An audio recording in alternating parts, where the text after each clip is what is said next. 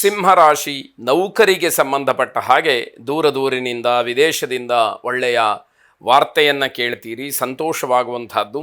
ಅನಗತ್ಯವಾದಂತಹ ಮಾತುಗಳನ್ನು ಆಡಿ ತುಂಬ ಚೀಪಾಗಿಬಿಡ್ತೀರಿ, ಅದಕ್ಕೆ ಅವಕಾಶಗಳನ್ನು ಮಾಡಿಕೊಳ್ಳೋ ಹಾಗಿಲ್ಲ. ಸ್ನೇಹಿತರ ಮಧ್ಯೆ ಅಧಿಕಾರ ಬೇಡ, ಸ್ವಾಭಾವಿಕವಾಗಿರಿ. ಅವರ ಪ್ರೀತಿ ವಿಶ್ವಾಸ ನಿಮಗೆ ಎಲ್ಲವನ್ನೂ ಕೂಡ ತಂದು ಕೊಡ್ತಕ್ಕಂಥದ್ದಾಗುತ್ತೆ. ಪೂರ್ಣವಾಗಿ ಮಾಡಬೇಕಾದಂತಹ ಕೆಲವು ಕೆಲಸಗಳು ಹಾಗೇ ಉಳ್ಕೊಳ್ತಕ್ಕಂಥದ್ದು. ಹಾಗಾಗಿ ನಿಮ್ಮ ಗಮನ ಆ ಕಡೆಗೂ ಇರಬೇಕಾದಂಥದ್ದು. ಸ್ನೇಹಿತರಿಗೆ ಯಾವುದೋ ಒಂದು ರೀತಿಯ ಸಹಾಯ ನಿಮ್ಮಿಂದ ಆಗಬೇಕಾಗಿರುತ್ತೆ, ಅದನ್ನು ನೀವು ಮಾಡಿ ಅಷ್ಟೇ ಹೊರತು ಸ್ನೇಹಿತರಿಂದ ಯಾವುದೇ ಕಾರಣಕ್ಕೂ ಏನನ್ನೂ ನಿರೀಕ್ಷೆ ಮಾಡಬೇಡಿ ಅಂತ ಅರ್ಥ. ಅಜೀರ್ಣದ ಸಮಸ್ಯೆ ನಿಮಗೆ ಕಾಡಬಹುದು, ಆರೋಗ್ಯದ ಬಗ್ಗೆ ಸ್ವಲ್ಪ ಗಮನ ಇರಲಿ. ಈಶ್ವರನನ್ನು ವಿಶೇಷವಾಗಿ ಪ್ರಾರ್ಥನೆ ಮಾಡಿ. ಶುಭವಾಗಿ. ಕನ್ಯಾ ರಾಶಿ ಕುಟುಂಬದ ನಿರ್ವಹಣೆಯ ಬಗ್ಗೆ ಸ್ವಲ್ಪ ಚರ್ಚೆಯನ್ನು ಮಾಡ್ತೀರಿ. ಕುಟುಂಬದಲ್ಲಿ ಏನು ಬದಲಾವಣೆಗಳಾಗಬೇಕು, ಯಾವ ರೀತಿಯಲ್ಲಿ ಒಂದಷ್ಟು ವ್ಯತ್ಯಾಸಗಳನ್ನು ಅಥವಾ ಬದಲಾವಣೆಗಳನ್ನು ನಾವು ಮಾಡಿಕೊಂಡ್ರೆ ನಮಗೆ ಅನುಕೂಲವಾಗುತ್ತೆ ಎನ್ನುವಂಥದ್ದು. ಮಕ್ಕಳಿಂದ ಅವಮಾನವಾಗ್ತಕ್ಕಂಥದ್ದು, ಮಕ್ಕಳಿಗೆ ಯಾವುದೋ ಒತ್ತಡವನ್ನು ಹೇರ್ತೀರಿ, ಹಾಗಾಗಿ ಮಕ್ಕಳು ನಿಮ್ಮ ಮಾತನ್ನು ಕೇಳದೇ ಇರದೇ ಇರತಕ್ಕಂಥದ್ದು. ಗೌರವಕ್ಕೆ ತಕ್ಕ ಕೆಲಸವನ್ನು ನೀವು ಮಾಡಿದರೆ ಶುಭ ಇದೆ ಅಂತ ಹೇಳಬೇಕು. ಬೇರೆಯವರನ್ನು ಅವಲಂಬಿಸಿಕೊಂಡು ಕಾರ್ಯಪ್ರವೃತ್ತರಾಗುವಂಥದ್ದು ಬೇಡ, ಅದರಿಂದ ಸಮಸ್ಯೆಗಳು ಹೆಚ್ಚಾಗತ್ತೆ ಹೊರತು ನಿಮಗೆ ಅನುಕೂಲ ಇಲ್ಲ ಅಂತ ಅರ್ಥ. ನಿಮ್ಮ ಕೆಲಸದಲ್ಲಿ ಪ್ರಮುಖವಾದಂತಹ ಸ್ಥಾನಮಾನವನ್ನು ನೀವು ಉಳಿಸ್ಕೊಳ್ಬೇಕು. ನಿಮ್ಮ ಜವಾಬ್ದಾರಿಯಿಂದಲೇ ಒಂದಷ್ಟು ಕೆಲಸಗಳು ಆಗಬೇಕಾಗಿರುತ್ತೆ. ನಿಮ್ಮ ಲೋಪದೋಷಗಳ ಅನಾವರಣವೂ ಕೂಡ ಆಗುತ್ತೆ, ಅವಮಾನಕ್ಕೆ ಕಾರಣವಾಗುತ್ತೆ. ಮುಚ್ಚಿಟ್ಟಿದ್ದಂತಹ ಹಲವಾರು ವಿಷಯಗಳು ಬಹಿರಂಗವಾಗ್ತಕ್ಕಂಥದ್ದಿದೆ. ಗಣಪತಿಗೆ ವಿಶೇಷವಾದಂತಹ ಪ್ರಾರ್ಥನೆಯನ್ನು ಸಲ್ಲಿಸಿ. ಶುಭವಾಗಿ. ತುಲಾರಾಶಿ ವ್ಯಾಪಾರ ವೃತ್ತಿಯಲ್ಲಿ ಅನಿರೀಕ್ಷಿತವಾದಂತಹ ಲಾಭ ಗಳಿಸೋದಕ್ಕೆ ಅವಕಾಶ ಇದೆ. ಹಣಕ್ಕೆ ಕೊರತೆ ಇಲ್ಲ, ಕೀರ್ತಿಯೂ ಕೂಡ ಬರುವಂಥದ್ದಾಗತ್ತೆ.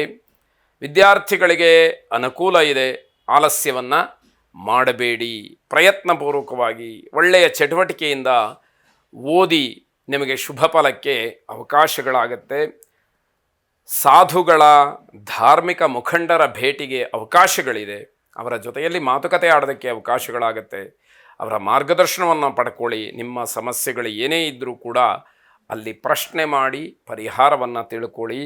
ನಿಮ್ಮ ವರ್ತನೆ ಎಂದಿನಂತೆ ಇರಲಿ, ಅದರಲ್ಲಿ ಯಾವುದೇ ಕಾರಣಕ್ಕೂ ಕೂಡ ರಾಜಿಯನ್ನು ಮಾಡಿಕೊಳ್ಬೇಡಿ. ನಿಮ್ಮ ಶಿಸ್ತು, ಮಾತಿನ ವೈಖರಿ ಇವೆಲ್ಲವನ್ನು ಕೂಡ ಹಾಗೆ ಉಳಿಸ್ಕೊಳ್ಳಿ ಅಂತಕ್ಕಂಥದ್ದು. ಶತ್ರುಗಳಿಂದ, ವಿರೋಧಿಗಳಿಂದ ನಿಮ್ಮ ಕೆಲಸಕ್ಕೆ ಅಡ್ಡಿಯಾಗಬಹುದು, ಕೆಲವು ಕೆಲಸಗಳ ಹಾಳಾಗ್ಬೋದು, ಸ್ವಲ್ಪ ಎಚ್ಚರಿಕೆ ಇರಲಿ. ವಿಶೇಷವಾಗಿ ಸುಬ್ರಹ್ಮಣ್ಯ ಸ್ವಾಮಿಗೆ ಅಥವಾ ನಾಗನಿಗೆ ಅಡಿಕೆ ಹೂವನ್ನು ಅರ್ಪಣೆ ಮಾಡಿ. ಶುಭವಾಗಿ. ವೃಶ್ಚಿಕ ರಾಶಿ ಸಮಾಜದಲ್ಲಿ ಉನ್ನತ ಸ್ಥಾನಕ್ಕೇರೋದಕ್ಕೆ ಅವಕಾಶಗಳಾಗತ್ತೆ. ಹಣಕಾಸಿನ ಲಾಭದ ಆಸೆಯಿಂದ ನೀವು ಮೋಸಕ್ಕೆ ಒಳಗಾಗ್ಬೋದು, ವಂಚನೆಗೊಳಗಾಗ್ಬೋದು, ಜಾಗ್ರತೆ ಇರಲಿ.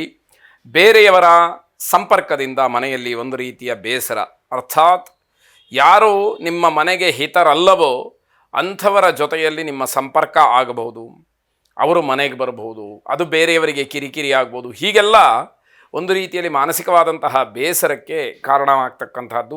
ಕುಟುಂಬದಲ್ಲಿ ಅಶಾಂತಿ ಅಂತಕ್ಕಂತಹದ್ದು ತಲೆದೋರುತ್ತೆ. ಯಾವಾಗ ಈ ರೀತಿಯ ಘಟನೆಗಳು ನಡೆಯುತ್ತೆ, ಮನೆಯಲ್ಲಿ ಶಾಂತಿಯಾದರೂ ಎಲ್ಲಿಂದ ಬರಬೇಕು ಅನ್ನುವಂಥದ್ದು. ಅನಗತ್ಯವಾದಂತಹ ವಿಚಾರಗಳಿಗೆಲ್ಲ ನಿಮಗೆ ಗೊಂದಲ, ನಿರಾಸೆ ಇತ್ಯಾದಿಗಳನ್ನು ನೋಡ್ತಾ ಹೋಗ್ತೀರಿ. ಆದರೆ ಮೂಲತಃ ವಿಚಾರಗಳೇ ಬೇಕಾಗಿರುವುದಿಲ್ಲ ಅಂತ ಅರ್ಥ. ರಾಜಕೀಯದ ವಿಚಾರದಿಂದ ದೂರ ಇದ್ದರೆ ತುಂಬ ಒಳ್ಳೆಯದು. ಹಾಗಾಗಿ ರಾಜಕಾರಣಿಗಳಿಂದಲೋ ರಾಜಕೀಯದಿಂದಲೋ ನಿಮಗೆ ಅಸಮಾಧಾನ ಅನ್ನುವಂಥದ್ದು ಸ್ಪಷ್ಟವಾಗುತ್ತೆ. ದತ್ತಾತ್ರೇಯರನ್ನು ಪ್ರಾರ್ಥನೆ ಮಾಡಿ. ಜಟಾಧರಂ ಪಾಂಡುರಂಗಂ ಶೂಲಹಸ್ತಂ ಕೃಪಾನಿಧಿಂ ಸರ್ವರೋಗಹರಂ ದೇವಂ ದತ್ತಾತ್ರೇಯಮಹಂ ಭಜೆ ಅನ್ನುವಂತಹ ಪ್ರಾರ್ಥನೆ ನಿಮ್ಮದಾಗಿರಲಿ. ಶುಭವಾಗಿ.